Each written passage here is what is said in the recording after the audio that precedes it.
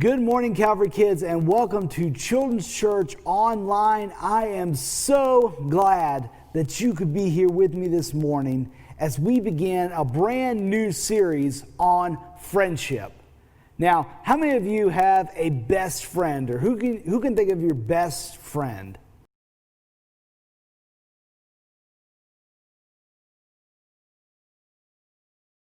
I got a couple of best friends that are back in my hometown of Greenville, South Carolina. I've got my brother-in-law. His name's Tanner. He's one of my best friends, big football guy. We love to talk sports, video games, all that kind of stuff. I've got one crazy friend back home. His name is Andrew, and just the craziest guy you'll ever meet, has all the great fun ideas, all the great fun things to do. They are some of my best friends. And this month, we're going to be talking about friendship. And we're going to be looking at some of the examples in the Bible of some of the greatest friendships that may have ever existed in the Bible. And ultimately, we're going to be looking at the example of the best friend of all time. And that, of course, is Jesus Christ. Jesus is the best friend that we could possibly ever have. Because, guys, Jesus literally gave his life for each and every one of us. But we're going to be looking at these examples of friendship. We're going to be looking at Jesus and his example of being the greatest friend of all time. And this morning, we're going to be looking at the friendship between two guys named David and Jonathan. Now, David, if you remember, a couple months, or last month actually, we talked about David and how David faced off against a giant named Goliath. If you remember the story, there was this Philistine giant named Goliath who would come out every day and challenge the people of Israel to send somebody out to fight him. And they were going to fight to the death, and whoever wins, the other side would be their slaves. And Goliath did this for like 40 days. Everybody was scared to fight him, except one guy. David trusted in God that God would protect him and that God would allow him to defeat Goliath. And so if you remember, David got the 5 smooth stones, took a slingshot, took one stone, one shot, killed Goliath. And after Goliath was killed, David became very popular because, like I said, he just killed this great, big, powerful giant with one stone. He knocks out this giant. And so King Saul, the king at that time, remember King Saul was even afraid to fight Goliath. He wanted David to wear his armor and to go out kind of like a soldier. After this, King Saul began putting David in charge of some different stuff with his armies and with his kingdom. And David met the king's son, Jonathan. Now, of course, Jonathan probably thought David was pretty cool. Again, this guy had just killed a 9-foot-tall giant with one rock. And David and Jonathan began hanging out together and spending time together, and they actually became some of the best friends. And the Bible tells us in 1 Samuel chapter 18, it talks about David and Jonathan's friendship. In 1 Samuel chapter 18, verse 1, it says this: When David had finished speaking with Saul, Jonathan was bound to David in close friendship and loved him as much as he loved himself. Saul kept David with him from that day on, and he did not let him return to his father's house. Jonathan made a covenant with David because he loved him so much. Then Jonathan removed his robe and gave it to David, along with his military tunic, his sword, his bow, and his belt. It may sound a little weird that Jonathan and David were such good friends that it says that Jonathan took off his robe and his sword and his belt and his bow and gave it all to David. But there is a similar example to this. How many of you guys know what this is?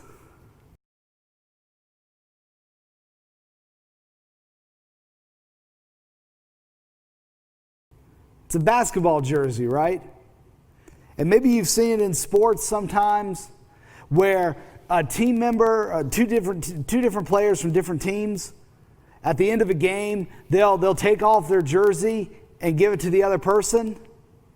Usually you'll see this in like football or basketball, or sometimes in baseball. After a big game, you'll see some guys, they'll take off their jersey and they'll give it to one of their opponents. They'll trade jerseys with their opponents. What does that mean? That's kind of a sign of friendship, just a friendship and respect. It's like, hey man, you did a great job out there today. Hey, we're still friends. This was a lot of fun. And so it's a sign of friendship. It's a sign of respect when they trade jerseys.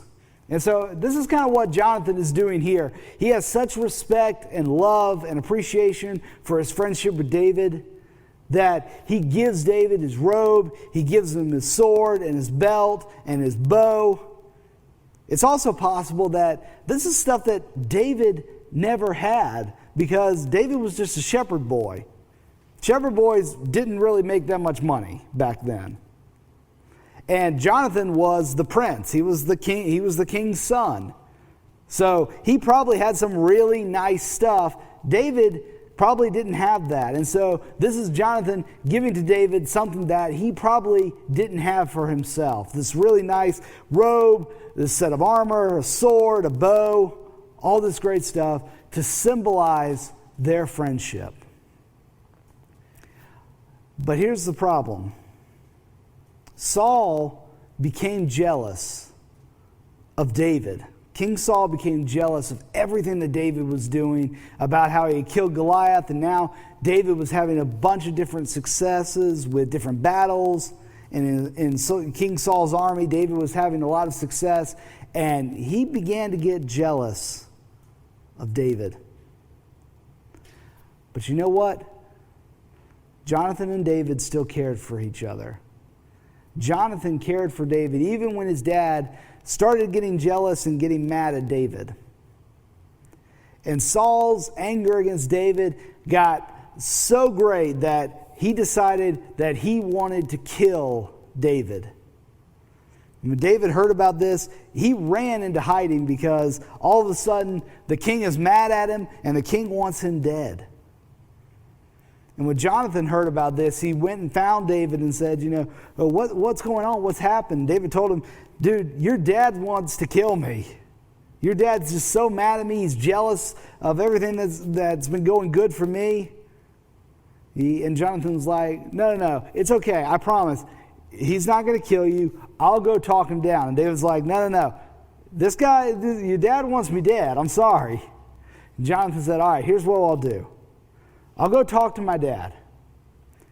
If I talk to my dad and things really aren't that bad, he's not really mad at you. It's just a thing. He's not really that mad at you. You're fine. You're safe.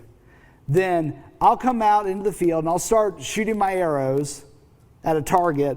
I'll miss the target on purpose. If it's safe for you to come back, all right, I'll tell the guy that's retrieving the arrow that the arrow is closer to the target, that I went short of the target. David said, all right, that sounds good. But what if your dad really does want to kill me? Jonathan said, all right, then I'll tell the guy retrieving the arrow that it's further away, that I overshot the target. It's further away. David said, all right, that sounds like a good plan. So Jonathan went, talked to his dad, and found out, yeah, King Saul really wanted to kill David. Because King Saul was afraid that David wanted everything that Saul had.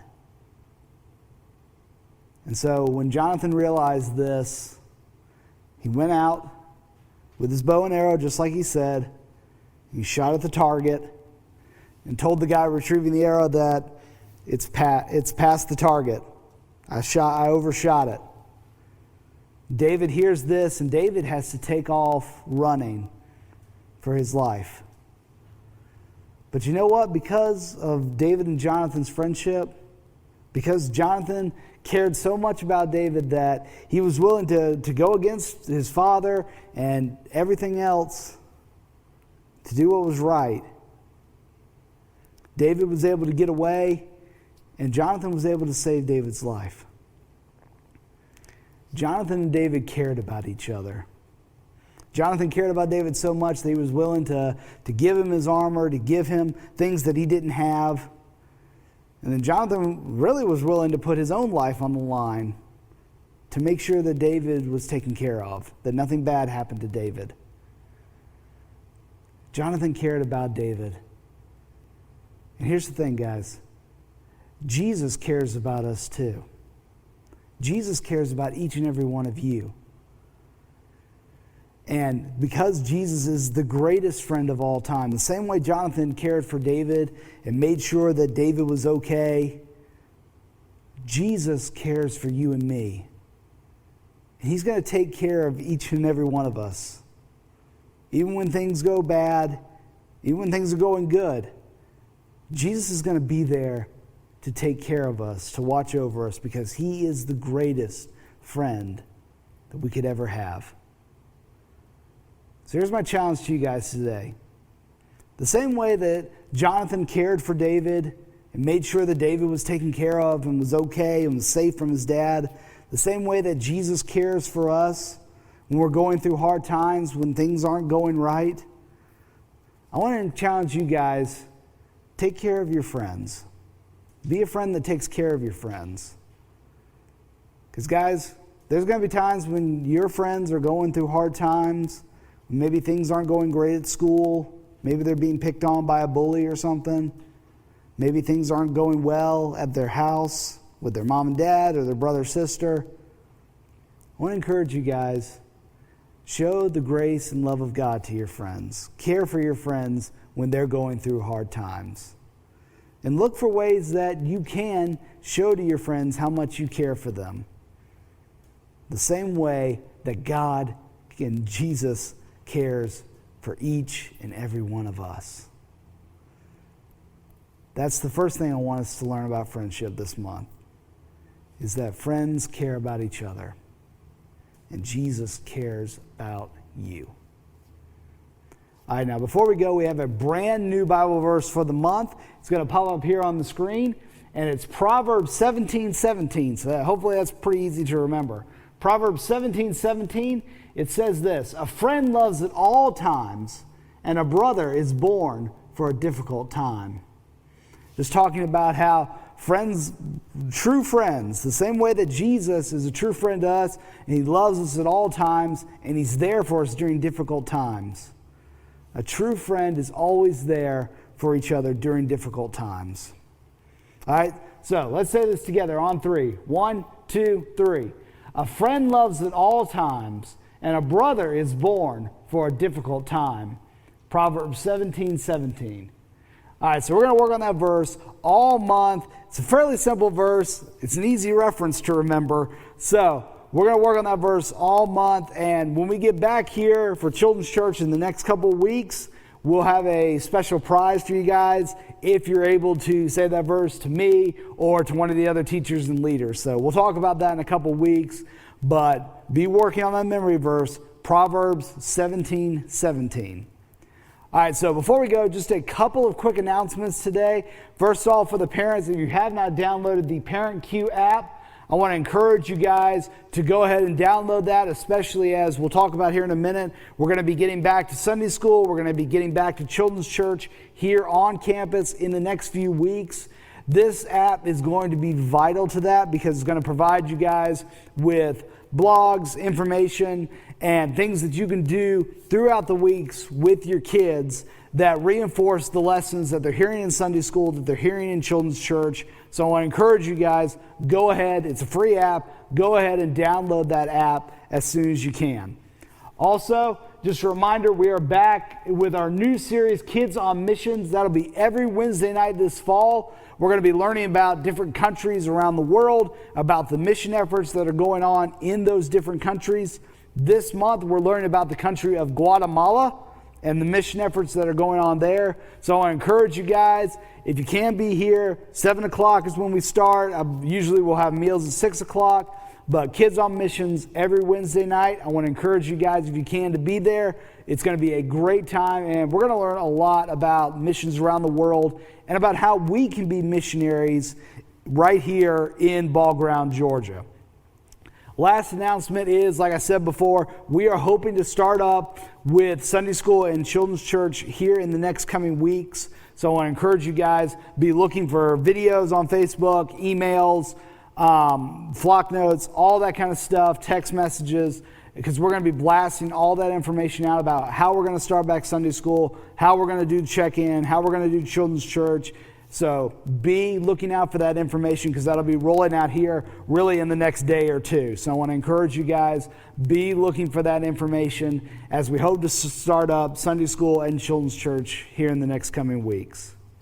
Guys, I hope you have a fantastic week. If you ever need anything, always feel free to reach out to me. I look forward to seeing you next time.